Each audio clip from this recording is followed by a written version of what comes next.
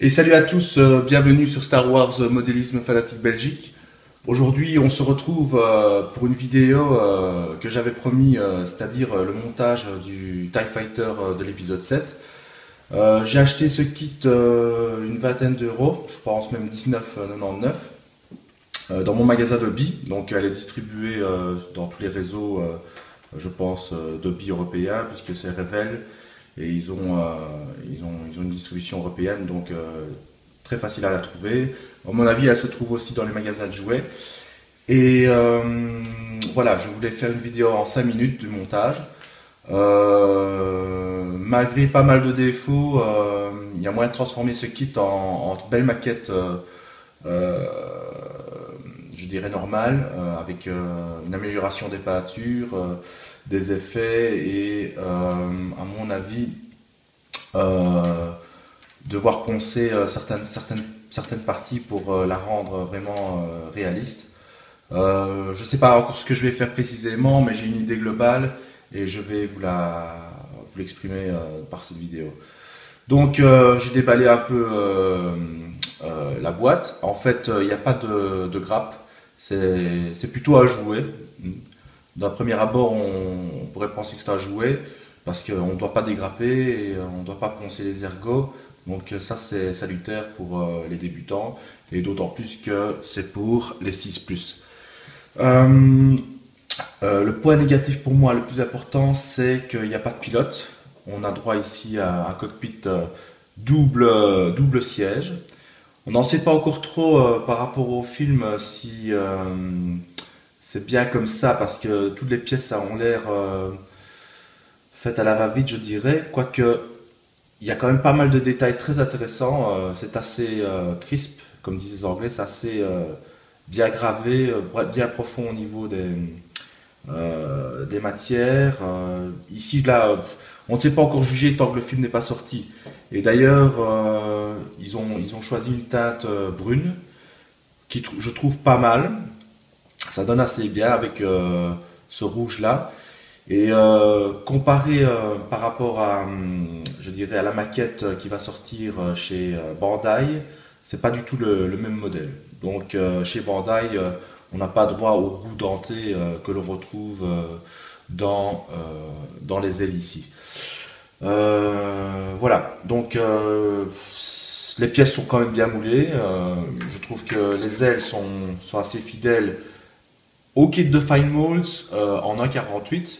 Il y a beaucoup moins de détails, mais voilà, on ne sait pas si le kit utilisé pour le film a perdu des détails ou ce qui m'étonnerait, mais on ne connaît pas encore assez la technique utilisée par ILM et enfin tous les détails que le kit présente dans le film. Donc c'est un peu à l'aveugle qu'on reçoit ces kits sans pouvoir finalement juger de l'exactitude des modèles. J'ai aussi un X-Wing de Pouce. C'est pareil, j'attends aussi de chez Bandai deux kits du nouveau X-Wing T70. Voilà, donc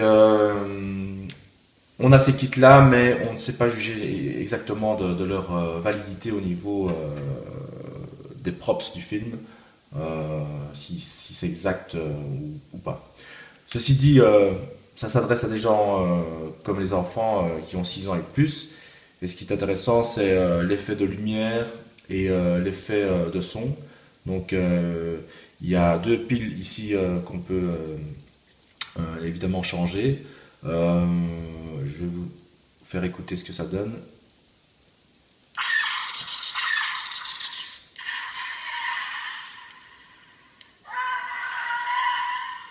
Voilà, c'est pas mal du tout pour les gosses en tout cas. Ça vaut le coup d'avoir cette pièce, je trouve, telle quelle. On peut la monter telle quelle et déjà s'amuser avec. Euh, le General Manager de chez Revel USA disait que c'était destiné à des gens de 6 ans et plus et que ces pièces étaient soi-disant incassables. Donc les petits qui veulent lancer leur maquette et qui se retrouvent par terre ne risquent pas de casser leur maquette. Enfin, d'après lui. On verra bien, moi je vais pas tenter, mais C'est vrai que les pièces sont très épaisses. Au niveau du plastique, ça a l'air très bien, ça a l'air très résistant, pardon. Et c'est vrai que ça, c'est du bon matos qu'ils ont utilisé pour le moulage. Donc on va essayer de monter cette pièce. Je pense que on va démarrer ici avec le cockpit. Toujours voir les instructions pour ne pas me tromper, le cas échéant. Ensuite, on met la verrière. Il y a peut-être un sens. Ça, c'est classique dans les tailles. Ouais. Ouais, c'est de l'autre côté. Hop. Ça se clipse pas. Ouais, j'appuie sur le bouton. Ouais, ça a l'air d'être un problème déjà. Ouais. Il y a astuce, comme dirait l'autre, chez nous. C'est peut-être comme ça, on va voir. Ah, voilà, d'accord, ok. Ensuite, on met la partie supérieure du vaisseau. Ah, c'est trop marrant, quoi. On appuie vite sur le petit bouton là. On met ses roues dentées. Je comprends pas le choix artistique de ces roues dentées, malgré. Je trouve qu'il y a peu d'innovation par rapport au design original des premiers épisodes. Mais bon, c'est peut-être un cahier des charges qu'ils devaient respecter, les designers, d'avoir exactement le même style que l'épisode 4, 5, 6. Ils ont un peu recolorisé les engins. Voilà, bah, le taille ici, il est complètement négatif par rapport aux tailles originales. Ajouter des canons, ajouter ces roues dentées là, recoloriser en négatif, ouais, pourquoi pas. Il y a d'ailleurs même un petit canon ici qui se retrouve à placer, je pense, si j'ai bien, ouais, ici. Le canon, il va falloir le repeindre parce que c'est du plastique, ça fait pas du tout canon. Je pense notamment à repeindre tout ce qui est métal avec de l'acier, comme ceci. Je verrai bien. J'aimerais bien voir le film en fait pour avant de m'attaquer aux nouvelles couleurs et à la patine. Ensuite, donc ces roues dentées là sont faites. On met la verrière.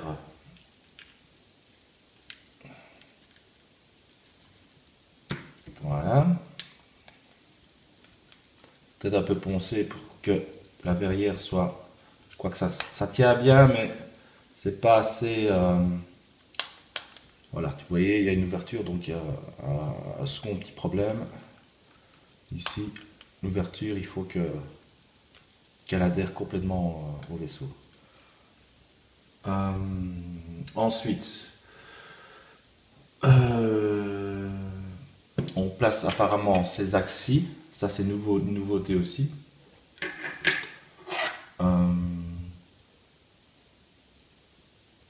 Apparemment, ce serait comme ça. Voilà.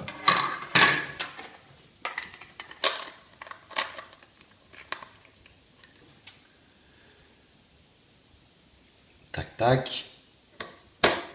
Tac.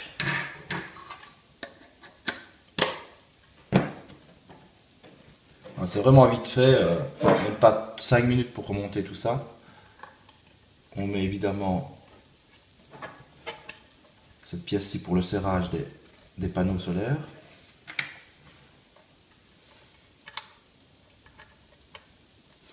Et je pense que voilà, on a un superbe kit taille. Voilà, c'est un jouet, libre à vous de l'exploiter au mieux pour réaliser une maquette digne de ce nom.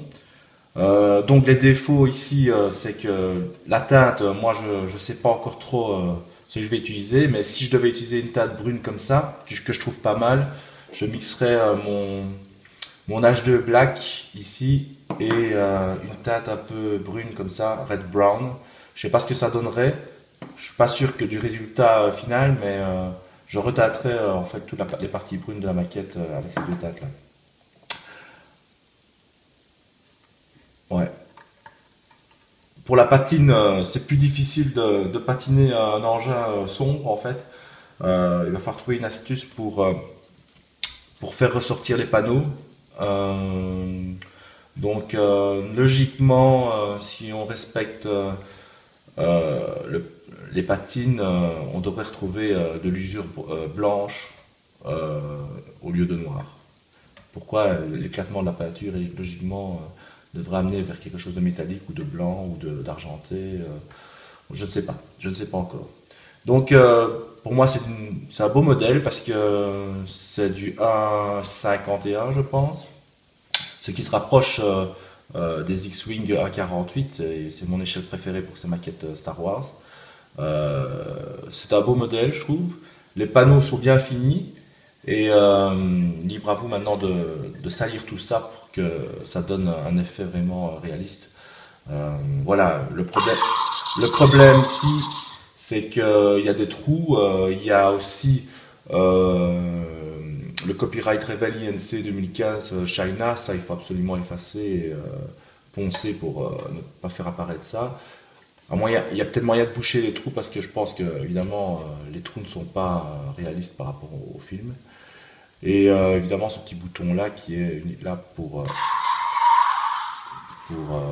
le son et la lumière. Je trouve vraiment dommage qu'il n'y a pas de pilote. Je pense peut-être utiliser un pilote de mes TIE Fighter de chez AMT. Mais je ne sais pas s'il rentrera dedans en fait. Parce que c'est une échelle à 1,50 et mes pilotes AMT peut-être. Parce que c'est du 1,51. Moi, il y aurait moyen peut-être de placer un pilote ici. Donc voilà, c'est une petite chronique très rapide. Enfin, j'ai mis quand même pas mal de temps pour faire cette vidéo. Juste pour vous dire le rouge utilisé. Voilà, moi j'ai un rouge Red FS 11136. Je pense que c'est celui-là qui correspond. Les canons avec les bouts en rouge comme ça, je trouve que ça fait pas du tout. Il faudra peut-être trouver au Dremel pour avoir une profondeur dans les canons. Et voilà, sinon, je suis pas encore décidé à la repeindre. Je vais la laisser telle quelle comme ça. Et puis, on verra après le film ce qu'il en est. Est-ce que c'est noir? Est-ce que c'est brun? Il manque beaucoup de précision encore à l'heure actuelle pour décider de la refaire complètement en vraie maquette. Donc voilà, je vous dis à bientôt. J'ai fait ceci parce que je suis frustré avec mon Slave One. Vous avez vu mon ancien post concernant une des pièces qui n'était pas juste. Donc je me suis appliqué à faire ça pour vous. Donc ce qui est bien avec cette maquette en définitive, c'est son échelle. Ces détails généraux sont pas mal du tout. Franchement, pour un jouet, c'est très très bien fait. Maintenant, il faut l'exploiter au mieux pour patiner tout ça et rendre un peu plus sale l'engin, voir le film et décider après de ce que vous allez faire. Allez, je vous dis à bientôt et hasta la vista.